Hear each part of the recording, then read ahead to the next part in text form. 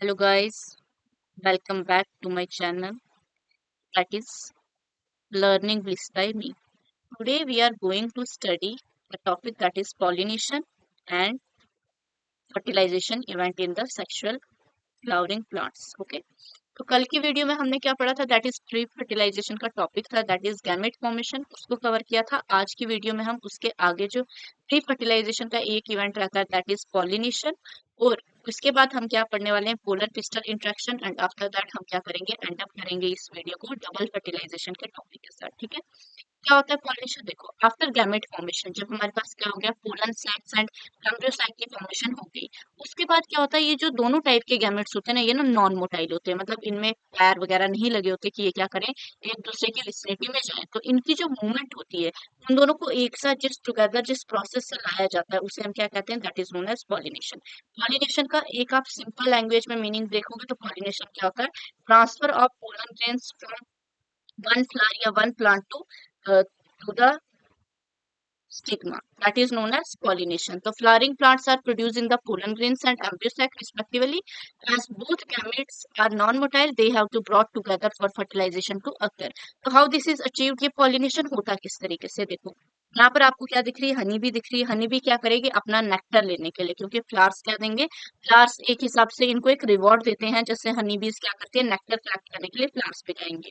जब ये फ्लावर्स पे जाएंगी तो इनकी बॉडी के साथ हमारे पास क्या हो जाएगा ये पोलन जो मैच्योर पोलन्स होंगे वो क्या हो जाएंगे स्टिक हो जाएंगे। तो यही हनी भी उड़ती हुई जब किसी और फ्लावर पे जाएगी सेम टाइप का फ्लावर होगा उधर जाए या किसी और टाइप के फ्लावर पे जाए इसलिए वहां पर क्या काम करना है पोलन शेड करने। आफ्टर दैट वो पोलन इंटरैक्ट करेंगे स्टिग्मा के साथ नहीं इंटरैक्ट करेंगे वो पोलन पिस्टल इंटरेक्शन में देखा जाएगा। बट ट्रांसफर क्या हो गया पोलन का ट्रांसफर हो गया from one flower to another. ठीक है, बट सभी प्लांट्स में जरूरी नहीं है कि हमारे पास क्या हो एजेंट की रिक्वायरमेंट हो, मतलब किसी न किसी चीज की रिक्वायरमेंट हो ट्रांसफर करने के लिए पोलन्स का। कुछ ऐसे भी फ्लावर्स होते हैं जिनमें हमारे पास क्या होते हैं एक ही फ्लावर में मेल और फीमेल गैमेट प्रेजेंट होंगे। तो मेल गैमेट हमारे पास जब पोलन मैच्योर होंगे तो पोलन खुद से शेडो के स्टिग्मा पे पड़ेंगे और वहां से क्या हो जाएगा आगे फर्टिलाइजेशन का प्रोसेस कंटिन्यू होगा। लेकिन कुछ ऐसे भी प्लांट्स होते हैं जिनमें एक फ्लावर में एक ही गैमेट प्रेजेंट होता है तो उस केस में हमारे पास किसकी रिक्वायरमेंट होती है किसी न किसी एजेंट की रिक्वायरमेंट होती है ताकि वो पोलन्स क्या हुए रिस्पेक्टिव फ्लावर पर फीमेल फ्लावर तक रीच करेंगे। पॉलिनेशन एक मैकेनिज्म है इस ऑब्जेक्टिव को रीच करने का। ट्रांसफर पोलन ग्रेन्स का from the anther to the stigma of a pistil is termed as इसी टर्म को हम क्या कहते हैं इसे कहते हैं that is known as pollination. Okay, flowering plants में जो पॉलिनेशन है वो क्या होती है फ्लावरिंग प्लांट्स ने टाइम के साथ साथ बहुत ज्यादा एडॉप्टेशन शो करेंगे ताकि ये हमारे पास क्या कर सके यूज कर सके एक्सटर्नल एजेंट्स का शो करने के लिए पॉलिनेशन। तो सिंपली जो पॉलिनेशन होती है वो आपके टू टाइप्स की होती है। First is your self pollination and second your cross pollination और जीनोगैमी। सेल्फ पॉलिनाइजेशन का क्या मतलब है ये वो प्लांट्स होते हैं जिनमें अगर एक्सटर्नल एजेंट ना भी प्रेजेंट हो तो भी इनमें क्या हो सकती है रिप्रोडक्शन का प्रोसेस या फर्टिलाइजेशन का प्रोसेस शो कर सकते हैं। लेकिन क्रॉस पॉलिनेशन में वो प्लांट्स आएंगे जिनको का किसी न किसी एक्सटर्नल एजेंट की रिक्वायरमेंट है ताकि वो फर्टिलाइजेशन का प्रोसेस शो कर सके। सेल्फ पॉलिनेशन में फर्दर आपके टू टाइप्स की आती है that is autogamy and geitonogamy. Autogamy का क्या मतलब होता है वो फ्लावर जिसमें आपका मेल और फीमेल गैमेट सेम फ्लावर पे प्रेजेंट है उसमें अगर फर्टिलाइजेशन होगी दैट इज ऑटोगैमी। और सेम प्लांट है लेकिन फ्लावर डिफरेंट डिफरेंट भी हो सकता है एक फ्लावर का मेल गैमेट हो सकता है दूसरे फ्लावर का फीमेल गैमेट बट प्लांट क्या होना चाहिए सेम होना चाहिए उस टाइप की अगर खुद से ही पॉलिनेशन हो रही है तो दैट इज कैटिनोगैमी। क्रॉस पॉलिनेशन तो टोटली हमारे पास इनसे डिफरेंट है। इसमें प्लांट भी डिफरेंट हो सकता है फ्लावर भी डिफरेंट हो सकता है मतलब किसी न किसी एक्सटर्नल एजेंट की रिक्वायरमेंट होगी। इसमें आपके जो एजेंट्स होते हैं on the basis of agents abiotic factors इसके होते हैं और कुछ बायोटिक फैक्टर्स होते हैं। एबायोटिक आपका क्या होगा that is wind and air. जो आपके कुछ ऐसे प्लांट्स होते हैं जिनमें पोलन्स क्या होते हैं बहुत ज्यादा लाइट वेट होते हैं with the help of wind वो क्या करते हैं मूव करते हैं from one plant to another उसे हम कहते हैं दैट इज विंड पॉलिनेशन। और एनिमोफाइली वैसे ही कुछ प्लांट्स जो वाटर में रहते हैं उनमें हमारे पास क्या होता है जो पोलन्स होते हैं वो पानी के साथ मिक्स होते हैं और क्या करते हैं मूव करते हैं विद द ओशन करंट्स के साथ या वाटर के साथ मूव करते हैं पैसिवली। वो क्या करते हैं रीच करते हैं अपने रिस्पेक्टिव फीमेल फ्लावर तक, और वहां पे क्या करेंगे, फर्टिलाइजेशन का प्रोसेस शो करेंगे। कुछ क्या होते हैं, बायोटिक फैक्टर्स होते हैं। बायोटिक फैक्टर्स मतलब जैसे आपके क्या आ जाते हैं, मेनली इधर तो एनिमल्स आते हैं। डिफरेंट डिफरेंट टाइप के एनिमल्स यूज होते हैं पॉलिनेशन के लिए एज अ एजेंट। जैसे अगर मोस्टली जो पॉलिनेशन शो होती है ना, वो हनी बीज के थ्रू होती है, और वो कहाँ पे आते हैं, इंसेक्ट। मतलब इंसेक्ट आपके measure of the pollination event में जो रोल प्ले करता है, वो आपकी क्या आ जाती है, हनी बीज या insect, that is known as entomophily. Bats के थ्रू होगी तो चिरोपटेरोफाइली, स्नेल्स के थ्रू होगी तो मलाकोफाइली, और बर्ड्स के थ्रू होगी तो ऑर्निथोफाइली कहेंगे। ठीक है, आपके जो बड़े बड़े एनिमल्स होते हैं, एलिफेंट्स वगैरह, ये भी इसमें रोल प्ले कर सकते हैं आपके पॉलिनेशन के टाइम पर। ठीक है, और ये जो आपके इंसेक्ट्स वगैरह होते हैं, स्नेल्स वगैरह, ये जो आपके एनिमल्स होते हैं, ये ना पॉलिनेशन बहुत लॉन्ग डिस्टेंस तक भी पॉलिनेशन को क्या कर सकते हैं, शो कर सकते हैं।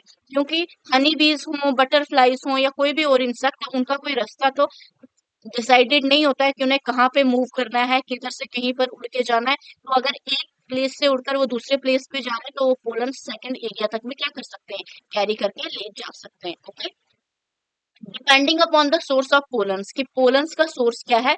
पॉलिनेशन थ्री टाइप्स में डिवाइडेड है। वैसे तो आप ब्रॉडरी वे में देखोगे तो ब्रॉडर वे में ये टू टाइप में डिवाइसेस है, सेल्फ और क्रॉस।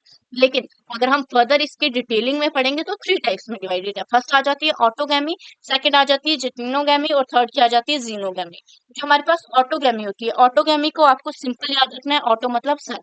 यहाँ पर किसी भी तरीके की आपको एक्सटर्नल एजेंट की रिक्वायरमेंट नहीं होती है। इस टाइप में जो पॉलिनेशन अचीव्ड होती है, ये सेम फ्लावर में होती है। और मेनली यहाँ के जो फ्लावर्स होते हैं ना, फ्लावर्स जो इसमें वन टाइप के फ्लावर्स आते हैं, दैट इज वो कभी ओपन ही नहीं होते। तो जो फ्लावर्स कभी ओपन ही नहीं हो रहे, उनमें पोलन मैच्योर होंगे, मैच्योर होने के बाद शेड होंगे, और वहीं पर क्या होगा, फीमेल गैमेट भी मैच्योर होगा, और वहां पर क्या हो जाएंगे, लैंड करेंगे। वो लैंड करने के बाद फर्टिलाइजेशन शो करेंगे, सीड की फॉर्मेशन होगी, देन न्यू प्लांट की फॉर्मेशन हो जाएगी। तो यहाँ पर किसी भी तरीके के एक्सटर्नल एजेंट की रिक्वायरमेंट नहीं पड़ेगी प्लांट को। बट जरूरी नहीं हो कि जितने भी ऑर्गेनिक के प्लांट्स हैं वो सारे क्लोज ही हों। कुछ ऐसे भी प्लांट्स होते हैं जो हमारे पास क्लोज नहीं होते हैं, बट वहां पे इतना है कि वो सेम फ्लावर में दोनों मेल और फीमेल गैमेट प्रेजेंट होने की वजह से उनमें भी पॉलिनेशन क्या हो सकती है, खुद से हो सकती है। ठीक है, इन दिस टाइप पॉलिनेशन कैसे अचीव्ड होती है, सेम फ्लावर में पोलन्स का जो ट्रांसफर होता है anther to stigma, same flower का होता है। नॉर्मल फ्लावर में क्या होते हैं, जो ओपन होते हैं, एक्सपोज करते हैं एंथर को स्टिग्मा तक।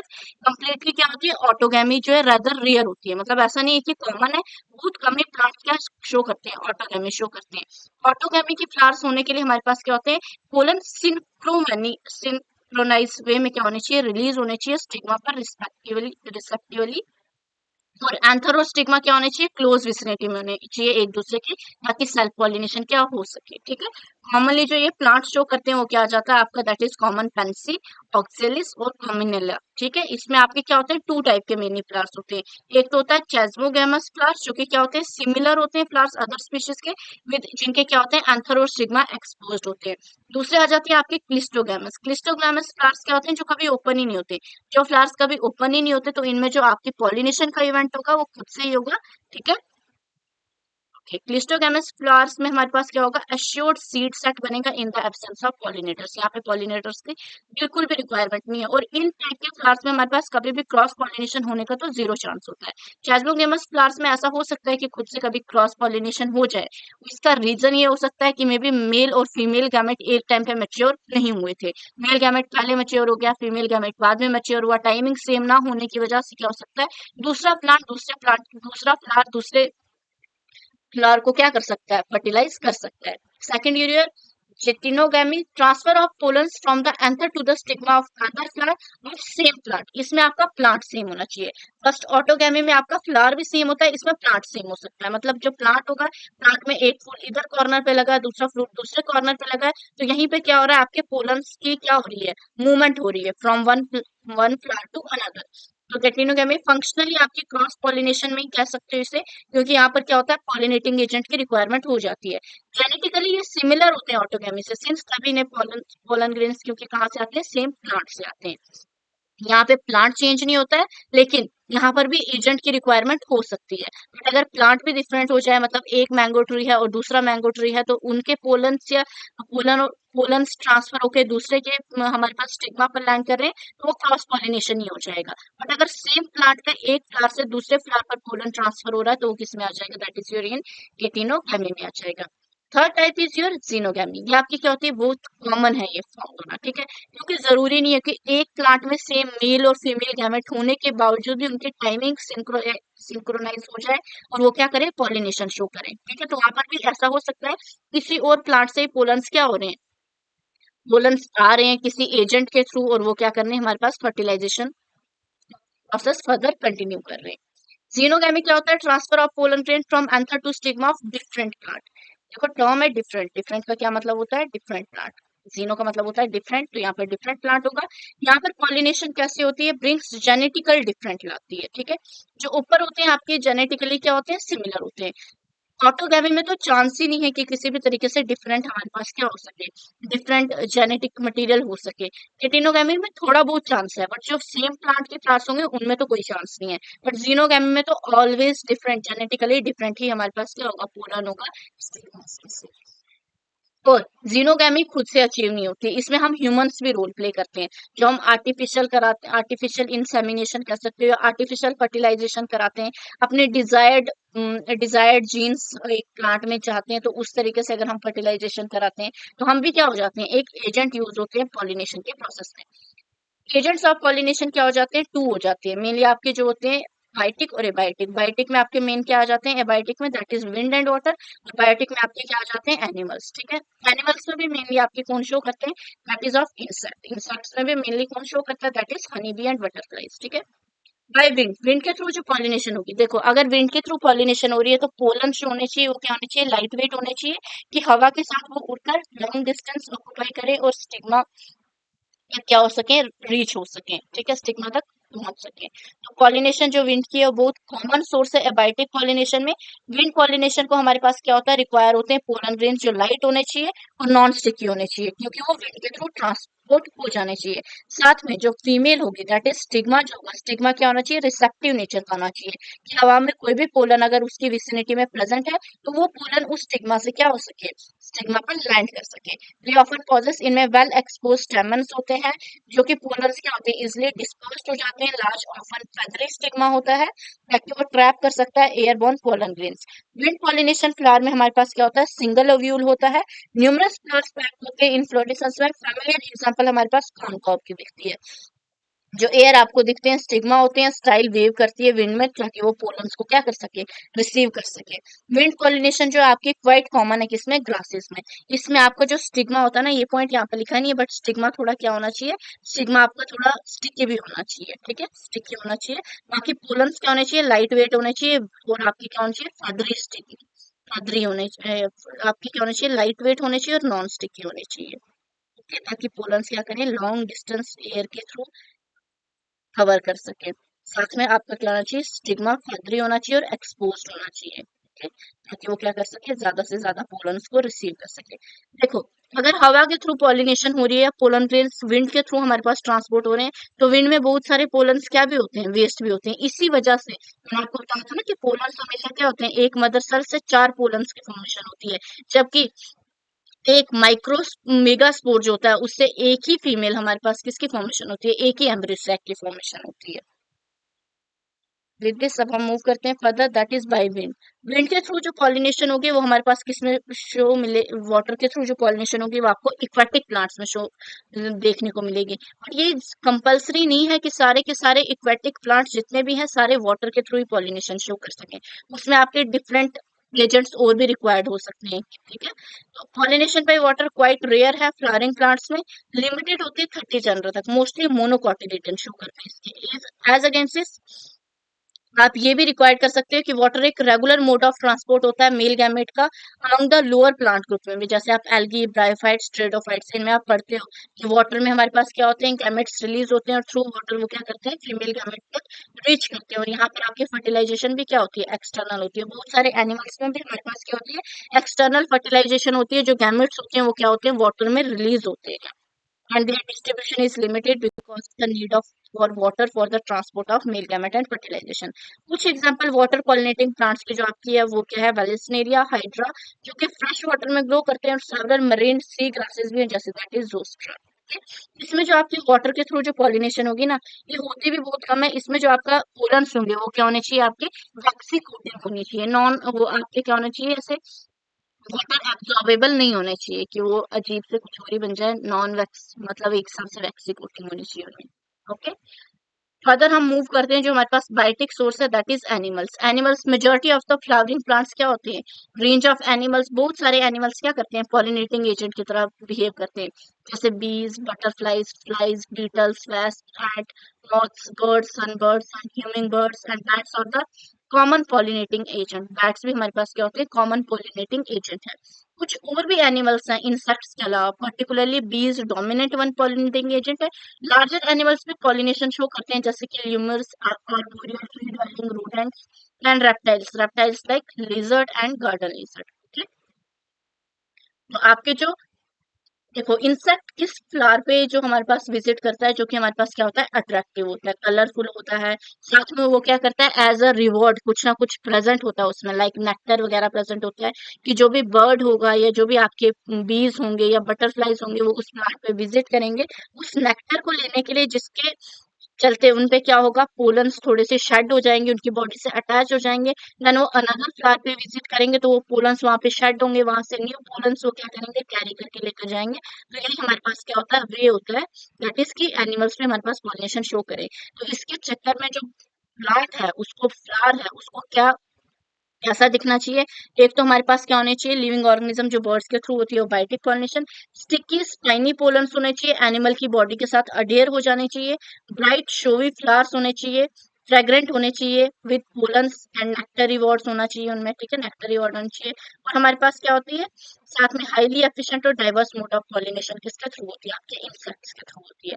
मेन कैरेक्टर्स आपने क्या याद रखने हैं, स्टिकी और स्पाइनी पोलन्स होने चाहिए, और आपके फ्लावर्स ब्राइट होने चाहिए, और उनमें आपके फ्लावर्स वगैरह शोई मतलब देखने में अट्रैक्टिव होने चाहिए, साथ में सेंट भी रिलीज करने चाहिए, क्योंकि सेंटेड फ्लावर्स होंगे तो जो बर्ड्स वगैरह वहां से, बर्ड्स वगैरह जो उड़ेंगी या इंसेक्ट्स वगैरह जो उड़ेंगे वो क्या होंगे, अट्रैक्ट होंगे टूवर्ड्स द सेंट। और साथ में वो क्या करने चाहिए, नेक्टर भी प्रेजेंट होना चाहिए इनमें एज अ रिवॉर्ड। नेक्टर लेने के लिए बहुत सारी बर्ड्स आती हैं, या तो आपके क्या आते हैं, animals like bees and butterflies. Majority of the insect flowering plants क्या होंगे, लार्ज होंगे, कलरफुल होंगे, फ्रेग्रेंट होंगे और रिच इन नेक्टर होंगे। When flowers are small, number of flowers cluster होने चाहिए, ताकि वो क्या कर मेक देम कॉन्शिपियस बना सकें फिश। Then animals are attracted to the flowers by color and fragrance. These flowers pollinated by flies, beetles, secreted foul odor to attract these animals. ठीक है, बटरफ्लाई को सेंट पसंद है, लेकिन फ्लाइज और बीटल्स के लिए फाउल ऑर्डर भी चल जाएगा, उनको गंदी स्मेल ही पसंद है। To sustain animal visit, flower have to provide reward to the animal. Like nectar and pollen grains are the usual flower reward. For harvesting the reward from the flower, animals visit come in contact with the anther and the stigma. The body of the animal gets coated with the pollen grains, which are generally sticky in animal pollinating flowers. When the animals carry pollen on it, and the body come in contact with stigma, it brings about pollination. Hope so आपको ये clear हो गया होगा।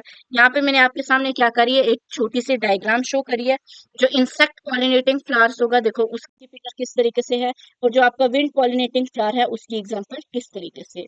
इसका हम comparison भी पढ़ते हैं विंड और इंसेक्ट पॉलिनेटिंग फ्लावर्स का, इसमें जो हमारे पास कैरेक्टर्स होंगे वो किस तरीके से आएंगे।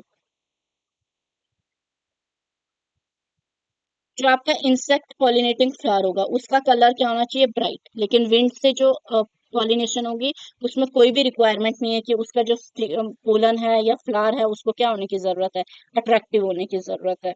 साथ में जो आपका विंड पॉलिनेटिंग फ्लावर होगा उसको किसकी रिक्वायरमेंट है, आपकी दैट इज उसको रिक्वायरमेंट है कि वो क्या होना चाहिए, लाइट होना चाहिए। इंसेक्ट पॉलिनेटिंग जो फ्लावर्स होंगे उन्हें इतना लाइट होने की जरूरत नहीं है।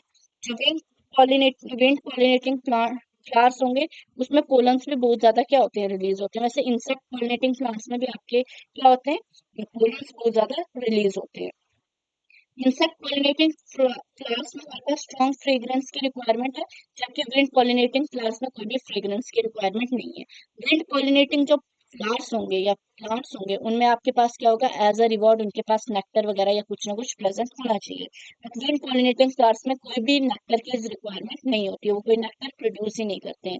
इंसेक्ट पॉलिनेटिंग फ्लावर्स में हमारे पास जो स्टिग्मा होता है ना वो बहुत ज्यादा क्या होता है, डीप लोकेटेड होता है विद इन द पेटल्स। लेकिन विंड पॉलिनेटिंग फ्लावर्स में क्या होता है, जब स्टिग्मा होता है वो क्या होता है, एक तो फर्दरी होता है, स्टिकी होता है, और साथ में क्या होता है, बाहर निकला हुआ होता है, दैट इज एक्सपोज्ड स्टिग्मा होता है वहां पर।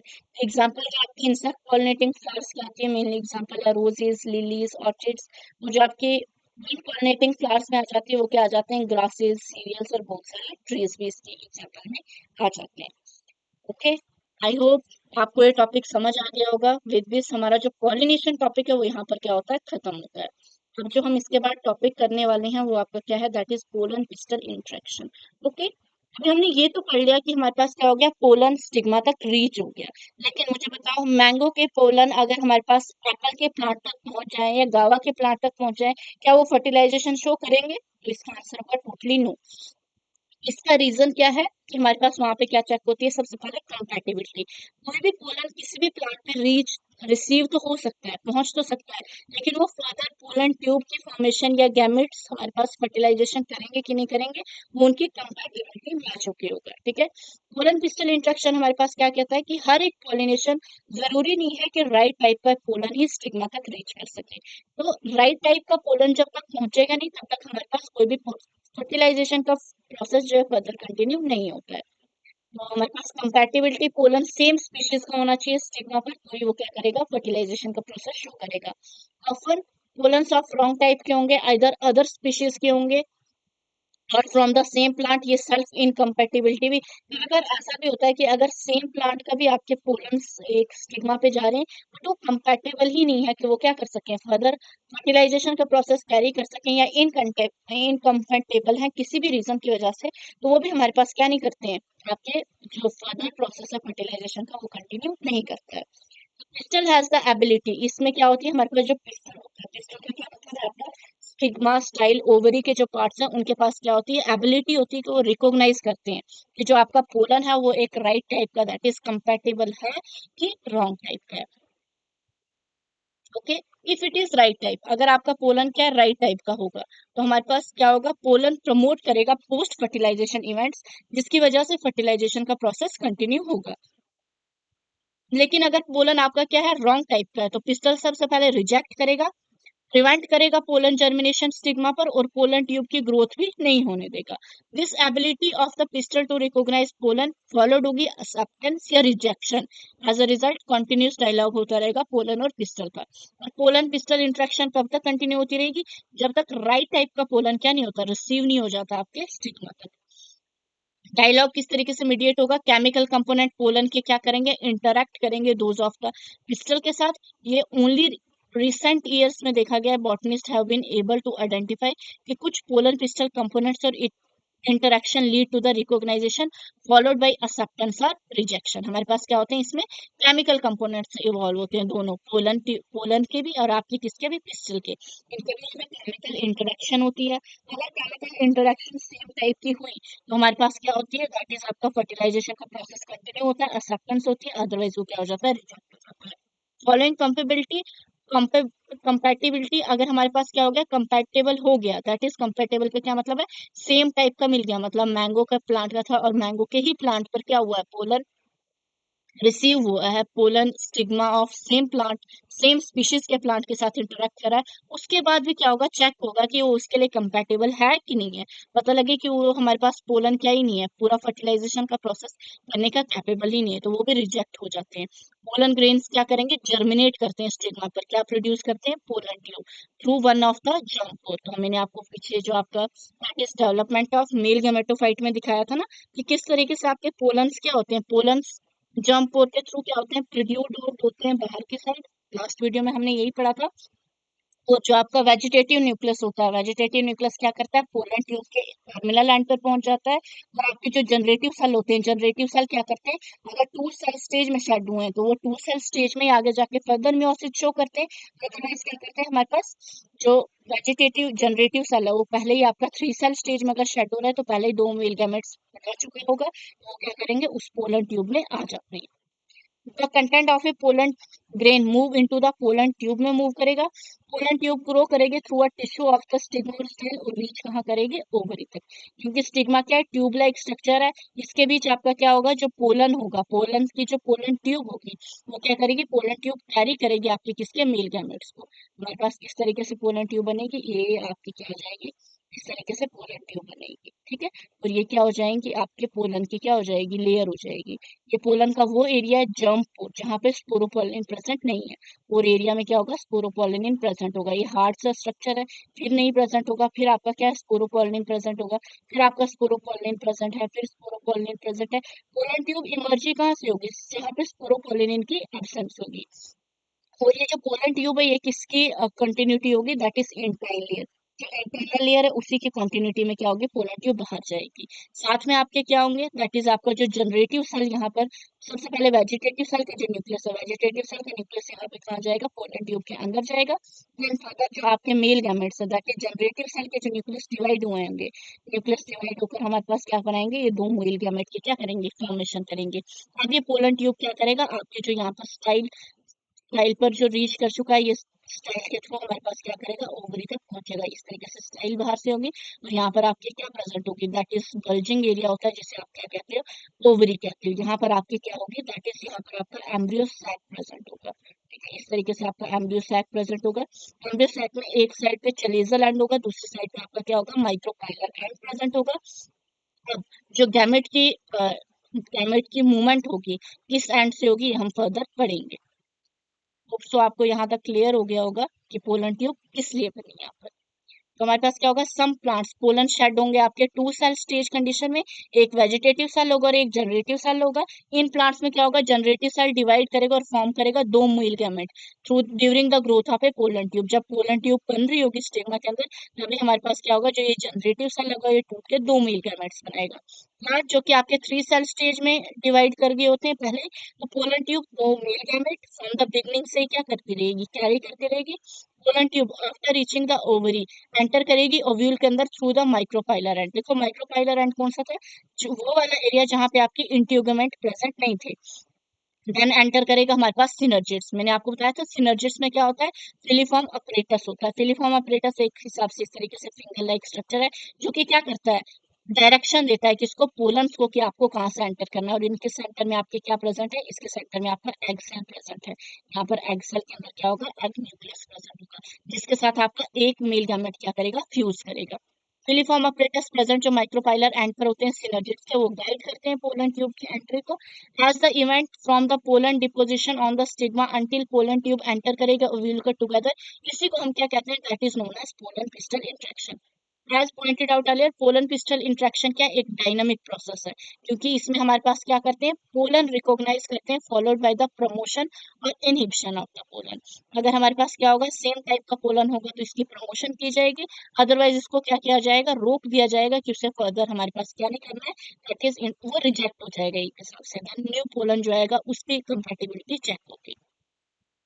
अब हम एक टॉपिक पढ़ते हैं, दैट इज आर्टिफिशियल इंसेमिनेशन। देखो आर्टिफिशियल इंसेमिनेशन कुछ नहीं है, कुछ ऐसे प्लांट्स होते हैं जिनमें हमें क्या चाहिए होते हैं, डिजायर्ड करेक्टर्स चाहिए होते हैं। साथ में कभी कभार क्या होता है, जब सेम टाइप के प्लांट्स में हमारे पास इंट्रैक्शन होती है ना, तो वो क्या हो जाती है, इनब्रीडिंग हो जाती है। That is inbreeding depression create हो जाता है, मतलब जो उसमें करेक्टर्स होते हैं ना, इसमें रिसेसिव करेक्टर, सेम टाइप के प्लांट्स या सेम जीन्स या सेम जीन्स के बीच में आपकी सेक्सुअल फर्टिलाइजेशन होने से जब तक मतलब हम उसको न्यू करेक्टर्स नहीं मिलते हैं हमारे पास, इन्वायरमेंट के साथ अगर वो चेंज नहीं करता है, तो उसमें इनब्रीडिंग डिप्रेशन बन जाता है, जिसकी वजह से रिसेसिव करेक्टर्स हमारे पास अपेयर होते हैं, तो इसमें म्यूटेशन होने के चांसेस या डिजीज होने के चांसेस क्या होते हैं, ज्यादा होते हैं। मतलब वीक प्लांट्स की क्या होगी, ग्रोथ होगी। तो इसलिए हमारे पास क्या होती है, आउटब्रीडिंग। आउटब्रीडिंग क्या होता है, कभी कभार हम क्या करते हैं, प्लांट को, जो आपके प्लांट की जो फीमेल गैमेट्स हैं उनको हम किससे फर्टिलाइज कराते हैं, दैट इज डिजायर्ड पोलन से। मतलब हम हाई क्वालिटी के पोलन से क्या कराते हैं, फ्यूज कराते हैं, ताकि जो हमारा प्लांट बनेगा वो क्या करेगा, हमारे पास ज्यादा प्रोडक्ट की फॉर्मेशन करेगा, ठीक है, जो भी उसका रिजल्टेंट बनता है वो ज्यादा बनेगा, ठीक है। तो वो क्या कराएंगे, हम खुद से जो हमारे पास फर्टिलाइजेशन कराते हैं, that is process is known as artificial insemination. देखो आर्टिफिशियल इंसेमिनेशन तो कैटल्स एनिमल्स वगैरह में भी बहुत ज्यादा होती है, कि आप क्या करते हो, स्पर्म को स्टोर कर देते हो, वही सीड बैंक्स, जिस तरीके से सीड बैंक्स प्लांट्स के लिए होंगे, तो जो हमारे पास क्या होगा, स्पर्म्स वगैरह की या सीड्स वगैरह की सेव कर रहे हो, देन उसको क्या कर रहे हो, यूज कर रहे हो किसी भी अपनी क्रॉप को आपका ज्यादा इफेक्टिव रिजल्ट लाने के लिए। ये करते किस तरीके से, जो क्रॉप, ये जो आर्टिफिशियल हाइब्रिडाइजेशन भी कह सकते हो, इसमें हाइब्रिड क्यों है, क्योंकि इसमें आप क्या कर रहे हो, न्यू करेक्टर्स प्लांट के अंदर क्या करा रहे हो, इंट्रोड्यूस करा रहे हो। एक मेजर अप्रोच है क्रॉप इंप्रूवमेंट के लिए, क्योंकि ये क्रॉप इंप्रूवमेंट प्रोग्राम में बहुत ज्यादा यूज होती है। इस वे में हम क्या करते हैं, इंपॉर्टेंट है, हम मेक श्योर करते हैं कि हम डिजायर्ड पोलन्स क्या करें, यूज कर सकें, किसके लिए, पॉलिनेशन के लिए, and the stigma is protected from the contamination. इसके लिए हम क्या करते हैं, देखो एक फ्लावर है, फ्लावर में मेल भी होगा, फीमेल गैमेट भी होगा। जो मेल गैमेट होगा, ये भी तो चांस हो सकता है कि मेल गैमेट पहले ही फीमेल को फर्टिलाइज करते हैं। सबसे पहले हम क्या करते हैं, इसमें दो प्रोसेसेस होते हैं, first is emasculation and second is bagging technique. हम क्या करते हैं, जो अगर बाइसेक्सुअल प्लांट है, बाइसेक्सुअल क्या होगा, मेल और फीमेल कैरेक्टर दोनों प्रेजेंट है। बाइसेक्सुअल प्लांट में हम क्या करेंगे, जो मेल वाला पार्ट होगा ना, उसको पहले ही रिमूव कर देंगे प्लांट से, इन दैट इज इमेस्कुलेशन। और बैगिंग क्या होगा, आफ्टर इमेस्कुलेशन, मतलब मेल गैमेट जो हमने रिमूव कर दिया है, उसके बाद हम जो उस प्लांट को कवर कर देंगे। कवर करने का रीजन ये है क्योंकि विंड भी तो as a pollinating agent use हो सकता है, ठीक है। हमने उस प्लांट के मेल कैरेक्टर्स जो हमारे पास पोलन्स है उनको रिमूव कर दिया है, बट हवा के थ्रू किसी और प्लांट का पोलन भी तो उस पर क्या करके लैंड करके पोलन पिस्टल इंटरेक्शन करके फर्टिलाइजेशन का प्रोसेस कंटिन्यू कर सकते हैं ना। तो हमें उसे प्रिवेंट करना है कि वो उस पर कोई और पोलन भी आकर क्या ना करे, इंटरेक्शन शो ना करे, और हम खुद की मर्जी से क्या करेंगे, उधर पोलम्स को क्या कराएंगे, लैंड कराएंगे, जो डिजायर्ड क्वालिटी के होंगे या जो हमें चाहिए होंगे। तो बाइसेक्सुअल प्लांट में हमारे पास क्या होगा, रिमूवल किया जाएगा एंथर का फ्लावर बड से, बिफोर द एंथर क्या करे, डाइसेंस करे। देखो आफ्टर एंथर डाइसेंस का क्या करने के बाद क्या ही पता लगेगा, क्योंकि पोलन लैंड कर गया होगा और वो फर्टिलाइजेशन प्रोसेस को शो करेगा ही। क्योंकि अगर वो सेम प्लांट का है, तो ऑब्वियसली वो थोड़ा बहुत उसको एक्सेप्टेंस होने के चांसेस उसके 70% तो बनते ही हैं। This step is known as emasculation. If the female parent produce, अगर यूनिसेक्सुअल फ्लावर है तो वहां पर ऑलरेडी वन ही करेक्टर का फ्लावर है, तो उधर इमेस्कुलेशन की नीड ही क्या है, उधर हमें इमेस्कुलेशन का प्रोसेस करने की जरूरत नहीं है। इमेस्कुलेटेड फ्लावर को देन किससे कवर किया जाएगा, कवर किया जाएगा बैग सूटेबल साइज का, जनरली इससे बटर पेपर से बना होगा, ताकि कंटेमिनेशन ना हो सके किसके, स्टिग्मा के विद अनवांटेड पोलन। इस प्रोसेस को क्या कहा जाता है, बैगिंग। ओके, जब स्टिग्मा बैग्ड फ्लावर का रिटेन रिसेप्टिविटी, जब ये मैच्योर हो जाएगा इतना, जब ये पोलन को क्या कर सके, रिसीव कर सके, मैच्योर पोलन ग्रेन कलेक्ट किए जाएंगे एंथर ऑफ मेल पेरेंट या डस्ट किए जाएंगे स्टिग्मा पर, देन फ्लावर्स को रीपैक किया जाएगा और फ्रूट को क्या किया जाएगा, अलो किया जाएगा कि वो फर्दर डेवलप हो सके। ओके, आपको आर्टिफिशियल इंसेमिनेशन भी समझ आ गया होगा कि क्या है। अब हम आज का जो लास्ट टॉपिक पढ़ेंगे दैट इज डबल फर्टिलाइजेशन। अब फर्टिलाइजेशन तो आपको पता है, that is fusion of male and female gamete, that is known as fertilization. और अब आपको ये भी आइडिया हो गया कि फ्यूजन किस तरीके से होगा। अगर पोलन पोलन ट्यूब बनाकर आपका क्या हो गया, एंटर कर गया ओव्यूल, ओव्यूल में किस एंड से एंटर करेगा, that is of your micropylar and. Micropylar and से आपका क्या कर गया, एंटर कर दिया, ये इस तरीके से आपका माइक्रोपाइलर एंड होगा। ठीक है, ये माइक्रोपाइलर एंड होगा, ये इंटीगुमेंट बनाया मैंने। और नीचे आपका क्या है, एम्ब्रियो सैक है, ये आपका क्या है, एम्ब्रियो सैक आ गया। एम्ब्रियो सैक में आपके क्या होंगे, दैट इज आपके सिनर्जिस्ट प्रेजेंट होंगे।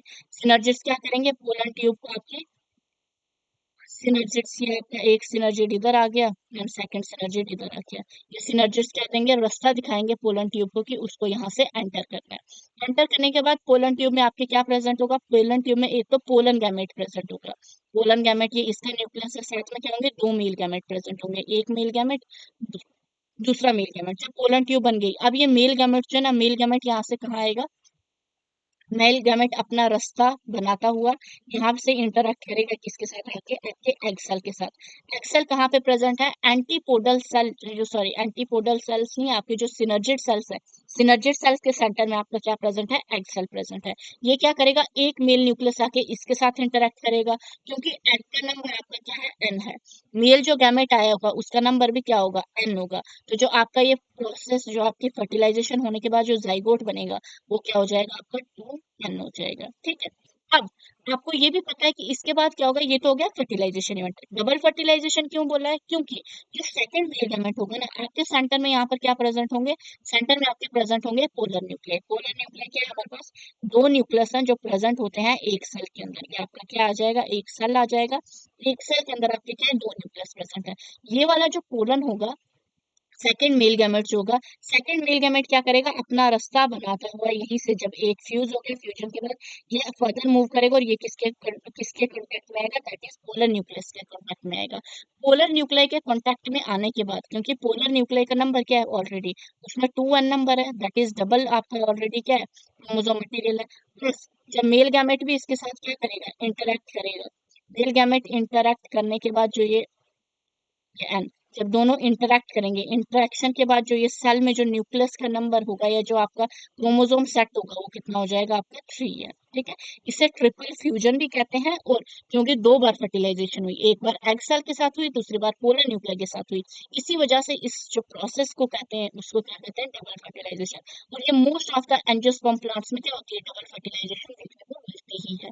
और माइक्रोपाइलर एंड से ही हमारे पास क्या होती है, एंट्री होती है गैमेट्स की। साथ में जो आपके ये जो एंटीपोडल सेल होते हैं, ये क्या कर जाते हैं इस टाइम पे, डीजनरेट हो जाते हैं। डीजनरेट करने के बाद ये अपनी एनर्जी किसको देते हैं, एक तो एंडोस्पर्म, पोलर न्यूक्लियाई के साथ जो फ्यूजन होके मेल गैमेट की, वो एंडोस्पर्म की फॉर्मेशन करेगा, उसके डेवलपमेंट के लिए एनर्जी देंगे, साथ में जाइगोट की फॉर्मेशन के लिए एनर्जी देंगे।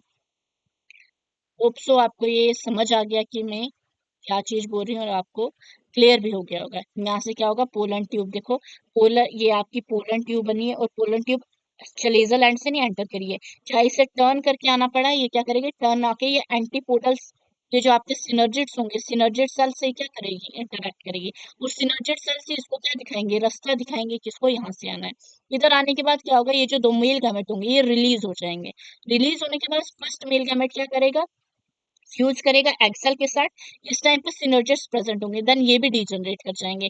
देन सेकंड जो मेल गैमेट होगा वो फर्दर मूव करेगा और सेंटर में जो पोलर न्यूक्लियाई प्रेजेंट है इसके साथ इंटरेक्शन करेगा, तो सेंटर में आपका 3 n नंबर बन जाएगा, और यहाँ पे जो नंबर बनेगा वो क्या हो जाएगा, आपका 2 n। क्योंकि 2 बार फर्टिलाइजेशन होगा तभी इस प्रोसेस को क्या बोला जाता है, double fertilization. After entering one of the synergids, polar tube क्या होगी, साइटोप्लाज्म में रिलीज होगी। देन मेल गैमेट मूव करेगा toward the egg cell, fuse करेगा न्यूक्लियस के साथ, completing the syngamy result in the formation of diploid, that is zygote की formation। और एक मेल गैमेट मूव करेगा पोलर न्यूक्लियर के साथ, फ्यूज करेगा और क्या बनाएगा, diploid primary endosperm, that is pen.